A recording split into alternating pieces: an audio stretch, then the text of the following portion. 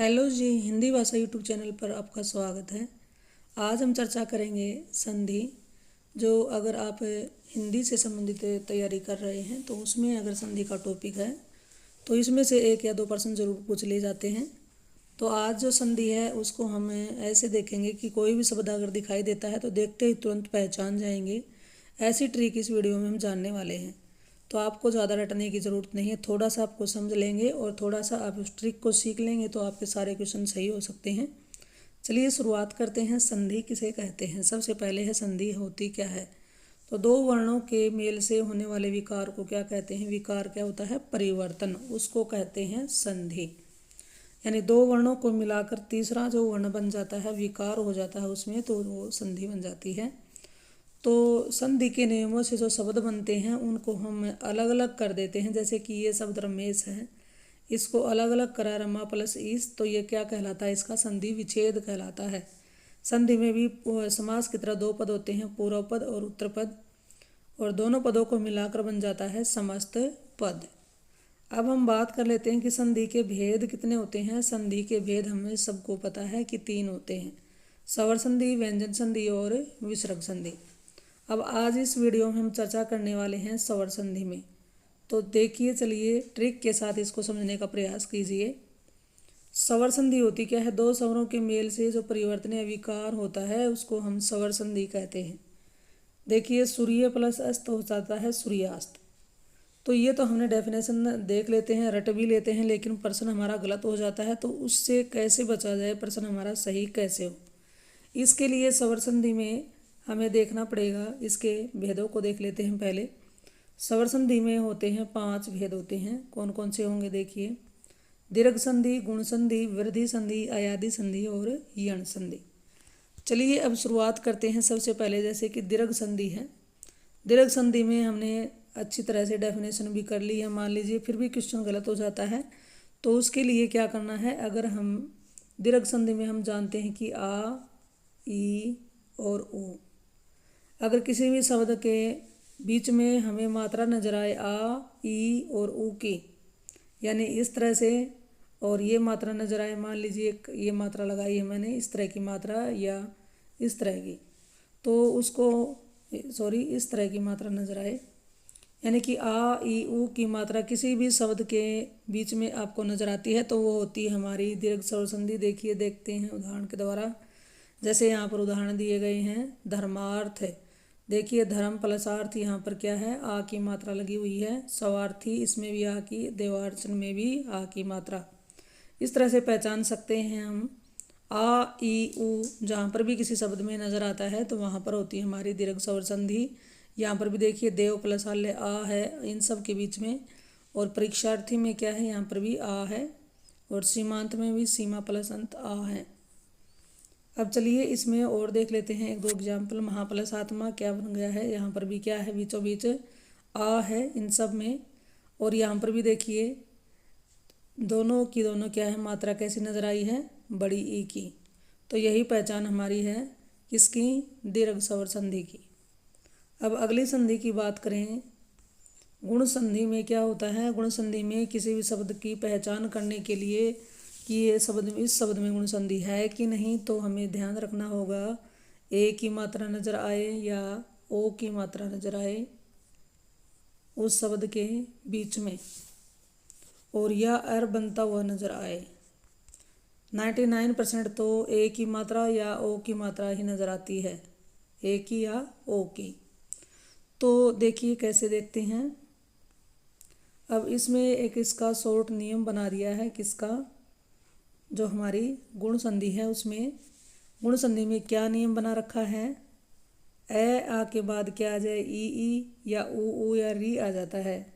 ए आ के बाद ई ऊ या री आ जाता है तो ई का क्या बन जाता है? ए, ऊ का क्या बन जाता है? ओ, और री का क्या बन जाता है? अर।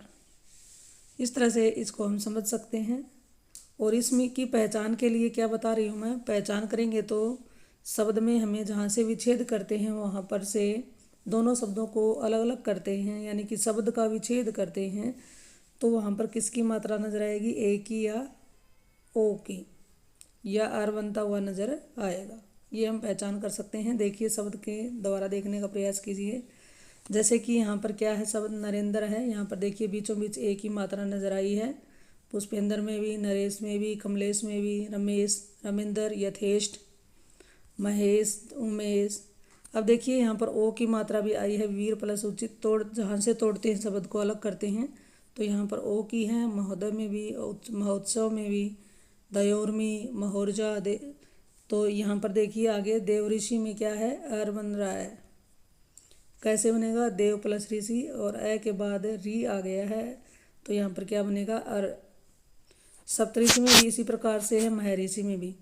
तो हमने क्या जान लिया है कि जहाँ पर भी हमें ए, ओ और अरब नजर आए, किसी भी शब्द के बीच में मात्रा नजर आती है तो वो हमारी होती है यण स्वर संधि, गुण स्वर संधि। अब वृद्धि संधि की बात करते हैं। वृद्धि संधि में देखिए गुण स्वर संधि में तो ए था और ओ था और अर था, लेकिन यहाँ पर गुण स्वर संधि में हमारी वृद्धि होकर के क्या बन गई है, बढ़ोतरी हो गई है। तो यहाँ पर हो गया आई और यहाँ पर हो जाता है औ और यहाँ पर बन जाता है आर। तो किसी भी शब्द को पहचानने के लिए हमें ध्यान रखना होगा, किसी भी शब्द पर या तो आई की मात्रा नजर आएगी या तो औ की मात्रा या आर बनता हुआ नजर आएगा। शब्द को देखिए, इसमें देखते ही पहचान जाएंगे वृद्धि हो रही है। देखिए मतैक, लोकैक, सदैव, महेश्वरीय, जलोग, प्रमोदार्य, इन सब में हमें नजर आ रही है मात्रा या तो आई की या औ की, और यही हमारी वृद्धि संधि में होती है। इसका नियम देख लेते हैं एक बार किस तरह से लिखा गया है शॉर्ट के रूप में। देखिए इसमें क्या है, ए आग का मेल जब ए ओ से हो जाता है तो मिलकर बन जाता है आई, और ए आग का मेल जब ओ औ से होता है मिलकर बन जाता है औ। जहाँ पर भी हमें आई की मात्रा नजर आए या औ की मात्रा नजर आए वो पूरी 100% वहाँ पर संधि हमारी होती है वृद्धि स्वर संधि। अगली की संधि बहुत ही आसान सी है, इसको हम जानते हैं अयादि के नाम से। अयादि में भी क्या होगा, इसमें 4 वर्ण होंगे। कौन कौन से, ए आई ओ औ। देखिए इसको यहाँ पर लिखा गया है, इसका शॉर्ट फॉर्मूला क्या बताया गया है। इसमें 4 वर्ण है, ए आई ओ औ।